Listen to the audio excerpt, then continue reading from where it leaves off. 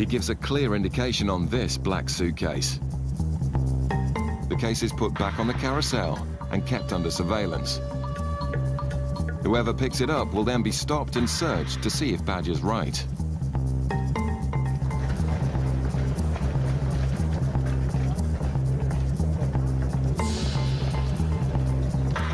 A passenger collects the suspect bag and then attempts to pass through the controls.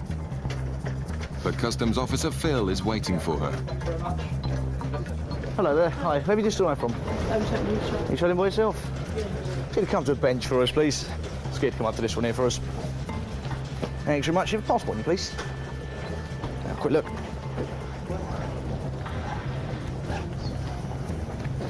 Right, these all your bags here? Did you pack them all yourself? And do you know what's inside all of them? No, I've got them clothes. Just clothes? Have you been forced or threatened to bring anything into the UK? And do you understand the controlled drugs, firearms, they're illegal to bring into the UK? Let's have a quick look.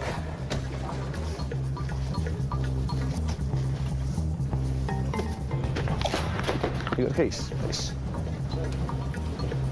Phil checks to see which is the suspect case and then asks the nervous passenger to open it. Okay, just going to put this one for our extra machine as well, okay? Phil can't see anything yet, but an X-ray shows what looks like organic material in the wall of the case. So that's probably what we're looking for. I'll quickly go and do this, quickly go and spike it, just make sure.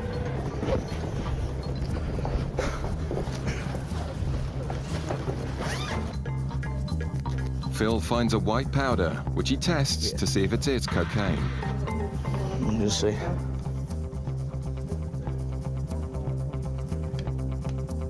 The speed of the reaction indicates the quality of the drugs.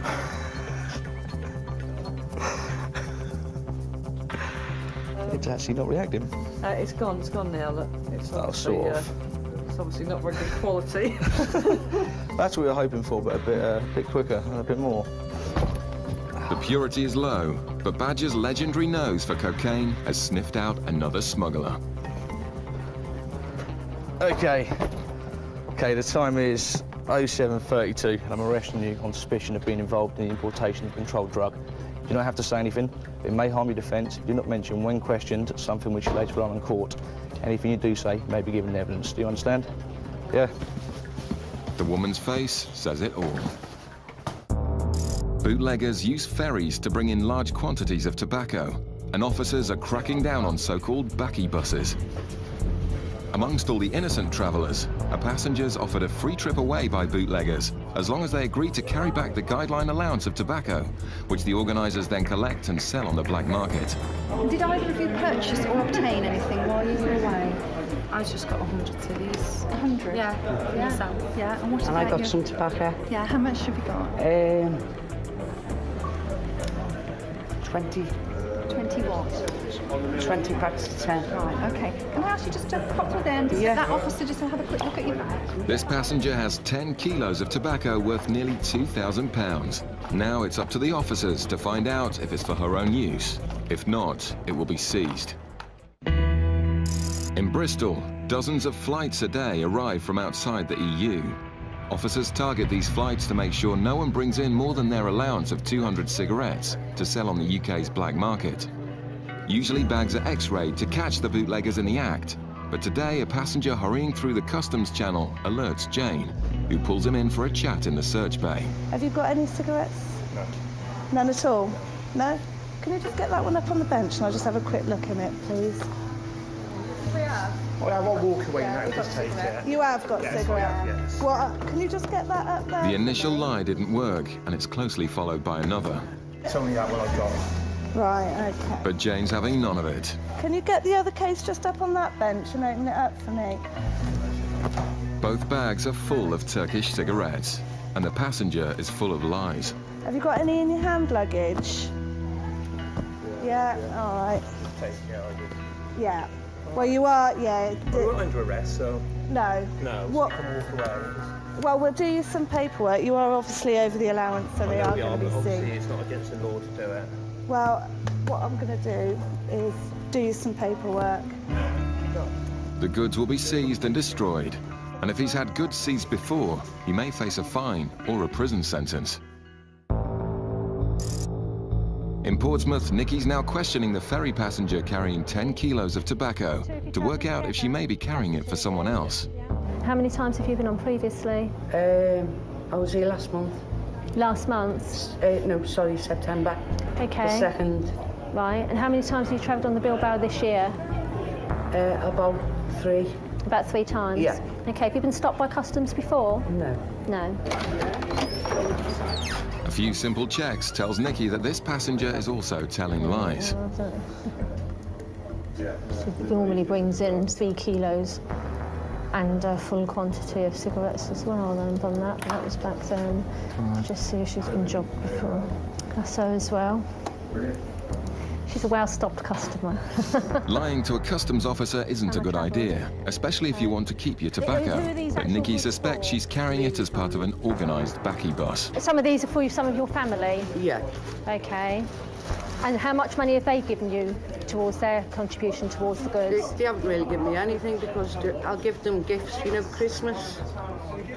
Right, okay, so you don't expect to receive any payment of any sort for these goods? How much have they cost you? £340. £340 for all of it? Yeah. Right, okay. It turns out the woman's travelling on a coach known to customs as one of their regular backy buses. The passenger is offered an interview, but she decides to give up. Yeah. Okay, you're not under arrest. I'll leave the stuff. Have you got the passports? Because there's other people waiting to go home, you know what I mean? Okay, so you don't want... Do you want me to detain the goods or do you just want to abandon them? Just abandon them. Just abandon them? Passport, yeah. Okay, so you don't want to stay for interview and you do not want me to detain your goods? I need to get home. My father needs me and there's people waiting on the coach. Okay, so you just want to leave your goods and walk away? Yeah. Okay. Knowing that organisers of backy buses tell their carriers to abandon their goods in case they give too much away in interview, convinces Nikki she's done the right thing. But the woman insists she's done nothing wrong. It's awful. We're not doing no drugs or nothing, you know what I mean? You should be looking after waste you know, I'm not a criminal, but you should be looking more to criminals, shouldn't they? Thank you. Your passport's back. She has been stopped by customs before, even though she claims that she hadn't. I was not happy in my own mind to let her proceed with the goods unless I knew they were for her own personal use, and on this occasion, I don't believe they were. Back in Bristol, Jane's waiting for the results of background checks on the man caught with 11,000 Turkish cigarettes. Have you ever been stopped by customs before? Never? No, I've never been stopped. So if I check the records now, I'm not... No. The checks reveal this to be yet another lie. Just a record to see if he's had anything seized from him before, or if she's had anything seized from him before. Don't think he has, but he's been stopped before, and he's been issued with a notice 1. He said to me initially, I said, have you got cigarettes? He went, no. I said, well, I'm going to look in your bags. And he said, oh, they're full. Oh, right. And he said that he knows. Okay. Fair enough. So I'll just get rid of him, I think. The man has been stopped before, but it's his first seizure, so escapes a fine. Although he's lost the cigarettes, which will be added to the billions taken off the black market by customs each year. You could tell that this was for resale because of all the different brands, yeah. And there was no luggage. No. And they were both trying to race through without getting eye contact with anyone. And that was why I went after him, because I think he was trying to get out quite quickly. Meanwhile, the woman in Gatwick's South Terminal won't be leaving just yet. Right, just leave that there. Just come around here. You go and take a seat on the far side, please. Okay, do you understand why you've been arrested? No. Okay, we found what we believe to be a controlled drug in your bag. She's keeping quiet. Okay. Not surprising, as there's around 1 kilo of pure cocaine in her suitcase. So it's all the way around the bag. You can feel it as well, how thick it is. Good job. The woman's taken to the custody cells for questioning. If found guilty, she could be facing a long prison sentence.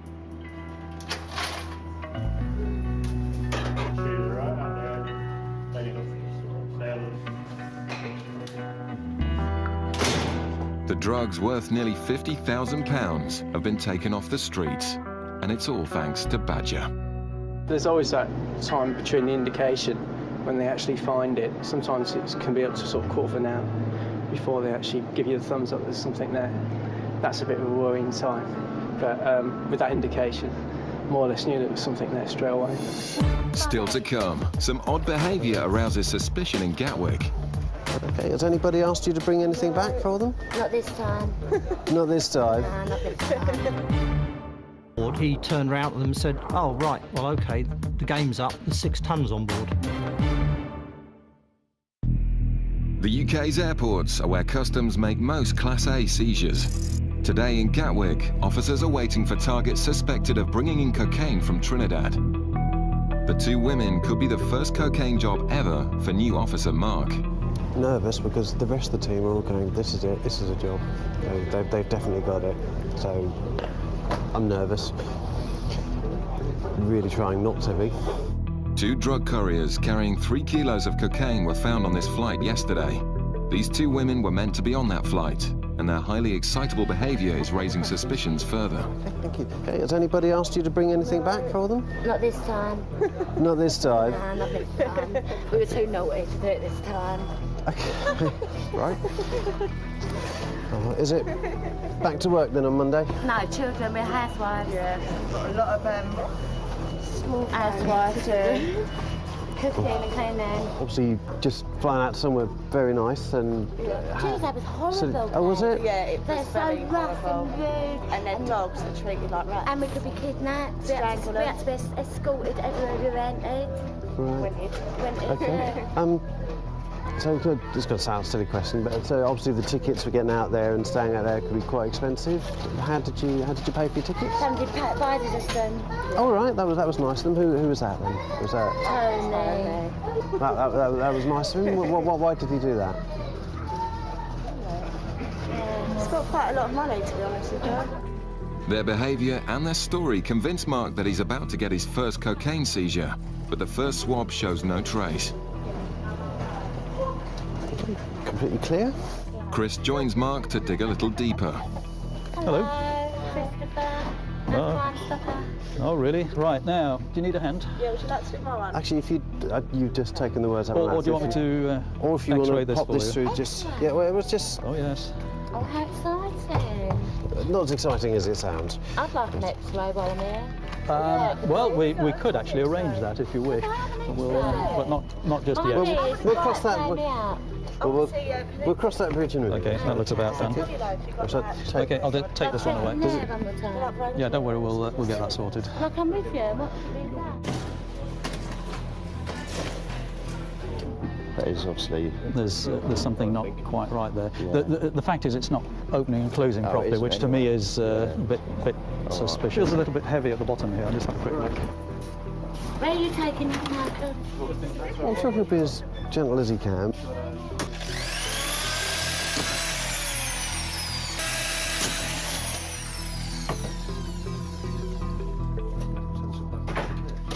The bags are clean, but with so much to gain from smuggling, sometimes couriers carry drugs inside their bodies. We'll go for a strip search, presumably, rather than... What I'm about to do, I'm going to go and speak to a colleague, because I'm going to ask for somebody to do a search of person. Search of Yeah, because of... well, that's not something that we can know. It would just be a visual... it would be a visual inspection. Well, because of...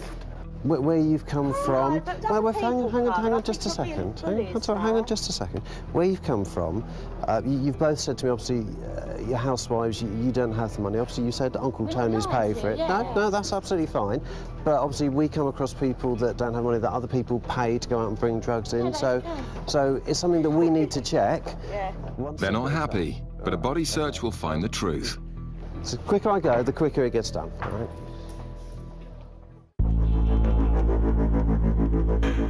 Officers aboard the cutters protect our coastline against drug smugglers, who are a constant but invisible threat. These high-powered ships operate in all weathers, but in September 2000, a storm off the coast of Cornwall drove them back into Falmouth in search of shelter. Always on the lookout for suspicious activity, they noticed another vessel taking refuge from the heavy seas.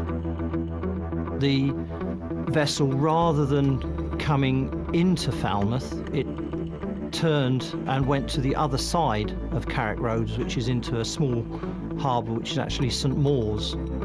The officers thought it was a local, but then watched as it tied up in a dangerous position. As the tide started to go out, they realised that this mooring was actually on a mud bank or a sand bank, and the yacht was actually settling and starting to tip. Always ready to respond to a fellow sailor in need, the cutter decided to help. So they launched their onboard rigid inflatable, their rib, motored across into St Maur's Harbour, went to the vessel and challenged it.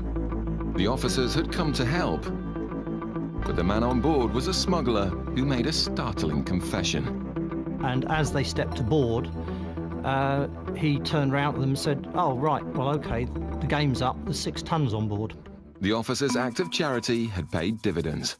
They were completely flabbergasted. The first reaction was, and what do we do now? And then somebody managed, so I better get a notebook out and make a note of this, because effectively I've got a confession already before we go to court. At which point they arrested him. The skipper was a man called. He led them into a cabin to see the drugs for themselves. There were bales of cannabis literally in every available space within the vessel. They also found evidence he wasn't working alone. But 2 passports were actually found on the vessel. So they decided that the best thing to do was to remove him from the vessel. 3 of the cutter crew stayed on board the ketch and wait and see if the crew came back in the morning. Moore's accomplices did return, right into the trap. It was about 8 o'clock in the morning. 2 men jumped into the cockpit of the yacht, and basically the cutter crew arrested them there and then. The men joined their skipper at the police station, where his unusually frank confessions continued. And he was presented to the custody sergeant. He was then asked, "What's your occupation?" To which he replied, "I'm a drug smuggler." This time, however, he'd failed. On the day of the trial, all 3 pleaded guilty to their part in the crime. Mr. was subsequently sentenced to 10 years imprisonment, Mr. to 4 years imprisonment, and Mr. to 5 years imprisonment. 3 more criminals were behind bars, thanks to the keen eyes of the officers and a stroke of luck. The street value at that time was estimated to be in the region of £14.5 million. At the end of the day, the vessel being forced into Falmouth was really the only reason that we were able to intercept this load. Without that, it's very unlikely anybody would have known that this consignment of drugs was on its way. Back in Gatwick's North Terminal, Mark is still hoping to find his first drug smuggler.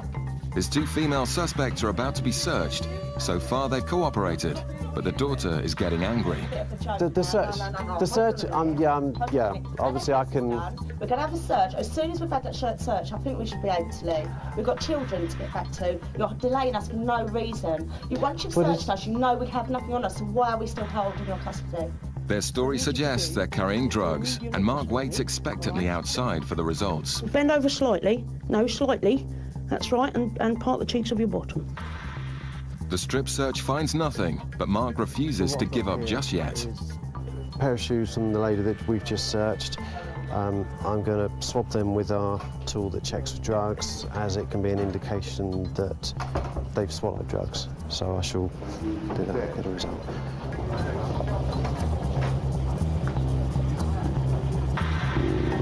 A small indication. The indication means Mark wants to do a body scan. 0.5, something to think about.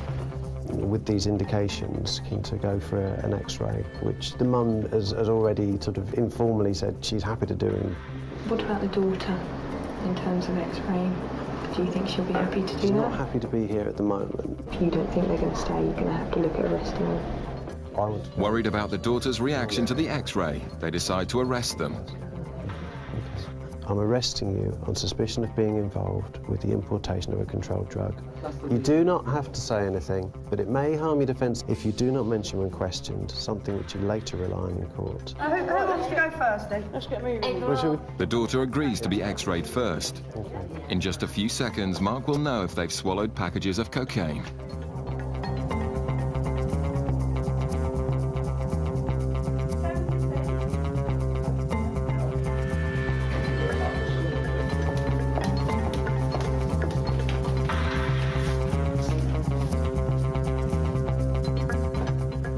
full of nothing, believe you me.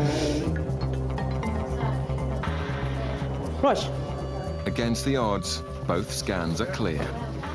And Mark admits that this won't be his first Class A drug bust. 7:58, you're unarrested. Thank you very much. Mark and the ladies part as friends. And you're glad we weren't smugglers, aren't you? Yes and no. Why no? Because I haven't had my first... Catch of the day. Exactly. Well, I'm still fairly new at this, and I haven't had my first successful job yet. Not that I'm wishing you particularly were a drug smuggler, but, you know... And we do understand drugs is very bad in England, and we would not contribute to bringing in drugs.